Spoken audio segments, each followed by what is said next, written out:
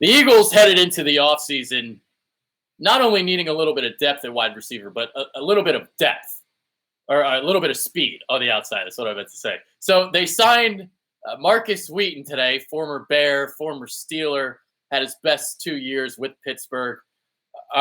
This is kind of a whatever signing to me, but let's kind of look at what they've done so far. So obviously they added Mike Wallace earlier in the free agency process. He's going to be that deep threat that they wanted, and they got. Now you look at Markus Wheaton. Here's what this says to me, this signing. It tells me that they're not very high on Shelton Gibson, because Shelton Gibson does the same thing that Markus Wheaton does, and that's one route, basically, and that's go down the field. So here's the way I look at this. If Shelton Gibson sucks, and he kind of sucked last year, then Markus Wheaton might make the team over him. If they see Shelton Gibson improve from last year and they see some strides forward with him, then he's going to make the team over Markus Wheaton. It's as simple as that. It's not like Markus Wheaton has done anything the last couple of years. Like, he had 3 receptions last year and only 4 the year prior. So it's not like he's done much since he's left Pittsburgh. So this is a depth signing, and you're basically looking at 2 wide receiver spots that are open right now. So I would think that the Eagles keep 6 of them. And you got Mike Wallace, you got Alshon Jeffrey, you got Matt Collins, you got Nelson Aguilar. Those 4 guys are making the team. But who else is making the team?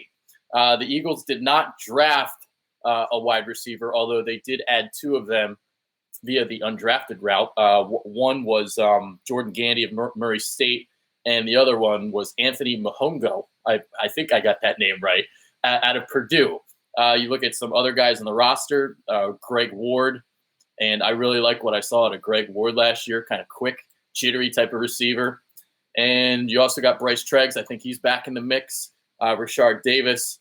So it's going to come down to Shelton Gibson and Markus Wheaton, I think, for potentially that 6th spot, because I do like Greg Ward. I think Greg Ward has an opportunity to make this team.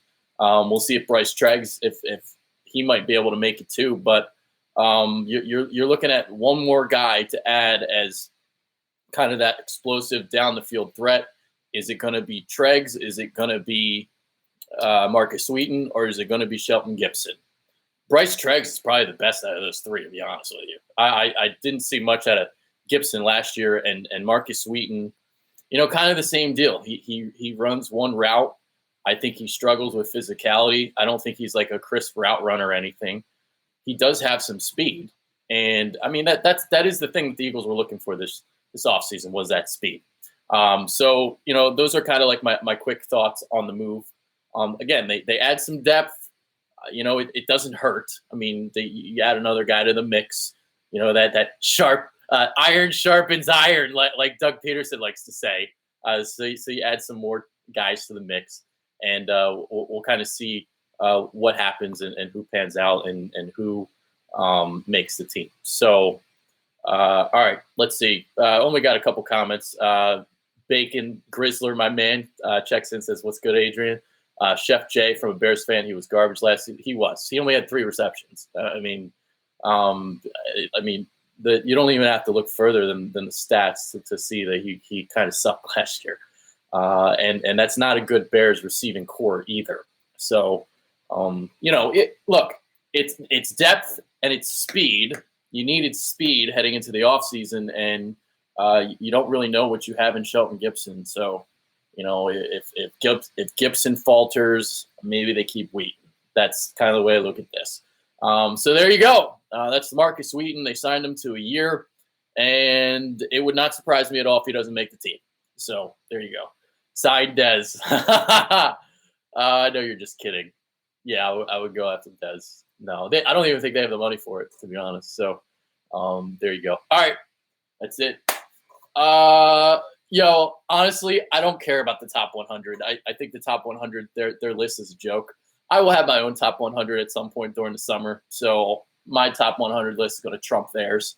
So, yeah, whatever they think. I know Lane Johnson was 95th because I saw a lot of people complain on Twitter about it. If he's the only right tackle on the list, okay, then I'm not going to hate it too much. But if there are right tackles ahead of Lane Johnson on that list, then yeah, he should be pissed off. But hey, you know what? Hungry dogs run faster. So that's what I think about the list. Yeah. Yeah, I'm live again. Thank God. Thank God. I'm going to have a Philly show coming up at 7 o'clock.